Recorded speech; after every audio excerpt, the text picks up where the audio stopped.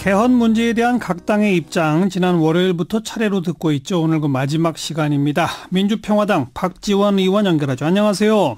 네, 안녕하세요. 박지원입니다. 예, 개헌 얘기 좀 이따 여쭤보고 먼저 어젯밤에 있었던 이명박 전 대통령 구속 어떻게 보세요? 글쎄요. 불행한 헌정사가 계속 반복돼서 참으로 부끄럽게 생각했습니다. 또 당연히 구속돼야 되지만은 죄를 미워하지 사람을 미워할 수 있겠는가. 그리고 그 아드님이 우는 모습을 보고 참으로 측은지심이 들었습니다. 예. 뭐 일각에선 정치 보복이다 이렇게 규정하는데 그 시각은 어떻게 보세요? 그게 말이 안 되는 겁니다. 우리가 전직 대통령이 그러한 온갖 비리, 돈을 긁어들인 것에 대해서는 반성을 해야죠. 예. 이것을 가지고 정치 보복이라고 하면은 그러면 정치 은혜 베풀어야 됩니까? 그리고 MB는 그 측근 일가 친척들이 다 이실직고 한 거예요. 네. 그래서 저는 그런 정치 풍토 어떻게 MB 박근혜를 감싸할 수 있습니까? 예. 잘못한 것은 인정을 하고 예. 이러한 것을 앞으로는 반복 안 해야겠다 하는 그런 반성의 자세가 필요하다고 생각합니다. 뭐 홍준표 대표는 조금 더 나가서 이 적폐청산 내세운 정치 보복쇼, 남북 위장 평화쇼, 사회주의 체제로 가는 헌법 개정쇼, 이 3대 쇼로 국민들을 현혹해서 지방선거를 하겠다는 것이다. 이렇게까지 규정했는데 평가하신다면요? 그런 얘기를 하면요. 한국당이 국민들로부터 더 멀어집니다. 아하. 그리고 홍준표 대표는 더 대통령 될 확률이 적어집니다. 예, 예. 아니, 박근혜의 국정농단, MB는 오죽했으면은 돈 벌려고 대통령 된 사람 아니에요. 네. 이걸 갖다가서 무슨 정치 보복, 남북이장 평화쇼, 사회주의로 가는 뭐 헌법 개정쇼, 그렇게 말씀을 함부로 하면 안 되죠. 예. 그건 국민을 무시하는 거고 자기 당과 자기를 버리는 일이다. 이렇게 말씀드립니다. 네. 자, 개헌 문제로 가서 지금 청와대가 26일 날 개헌안 발의하겠다. 어떻게 보세요? 그건 안 하셔야 된다고 말씀드립니다. 왜요?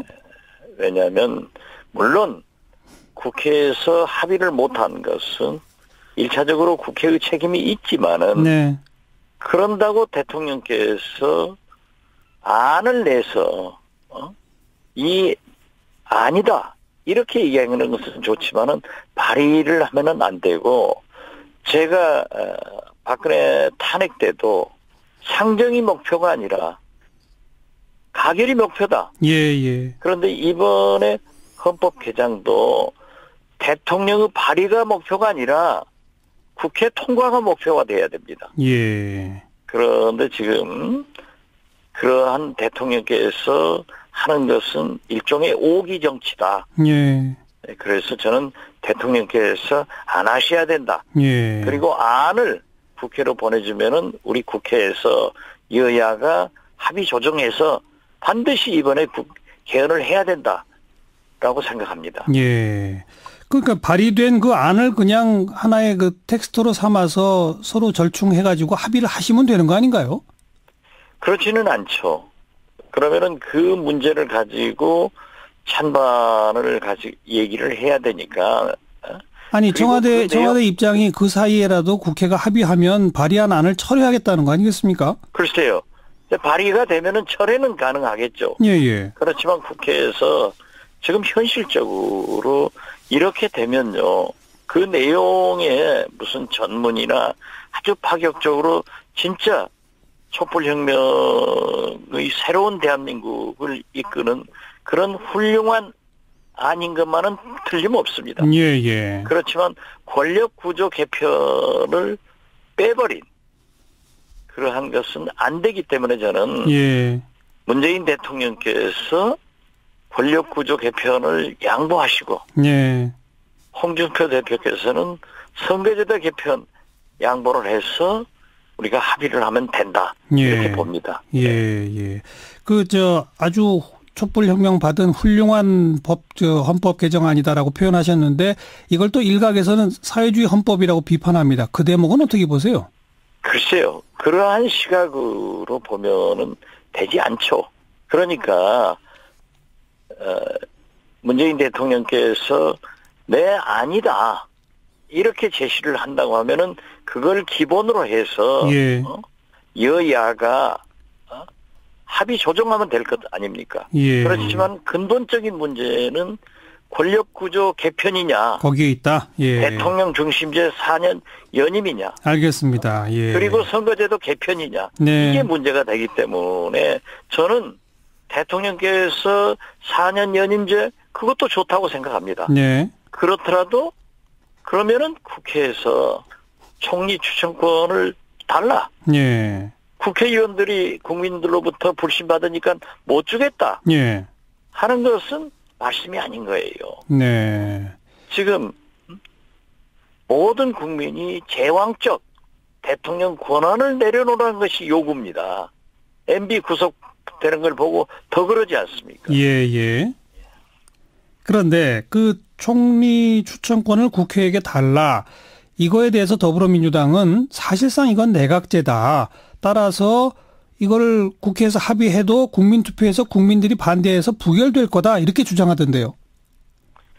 그건 지금 현재 문재인 대통령의 지지도가 원체 고공행진을 하고 있고 예. 그 지지 세력들이 의견을 나타내고 있지만은 그래서 국회에서 토론하고 소통하고 합의 조정하자는 겁니다. 예, 예. 정세균 의장만 하더라도 오늘 그런 말씀을 했잖아요. 좀 부족하다는 표현을 썼죠. 그렇습니다. 예. 그렇기 때문에 지금 거듭 말씀드리지만 모든 국민은 제왕적 대통령 권한을 내려놔라. 네. 이겁니다. 예. 그리고 선거제도 개편을 해야 된다. 예. 이런 건데 그것을 서로 고집하고 하면은 대통령 안을 국회에 발의를 하더라도 예. 3분의 2, 180명 이상의 의원들이 찬성해야 되는데 그렇죠. 현실적으로 한국당에서 바미당에서 반대하면 안 되는 겁니다. 알겠습니다. 그러니까 국회 총리 그리고 추천 총리를 추천하자고 하는 것은 예. 이원 집정제 분권형이 바로 그런 건데 조금 더 약화시켜서 대통령의 권한을 강화시켜주는 겁니다. 예, 예. 그렇게 국회에서 총리를 추천하면 대통령이 그 추천된 총리를 거부할 수도 있습니까? 거부할 수는 없죠. 아. 그래서 소통해서 협치를 하자는 거죠. 네, 네. 그런 국회 총리 추천권을 대통령이 받아서 양보해라. 그래야만 국회에서 합의가 된다. 이 말씀이죠, 한마디로.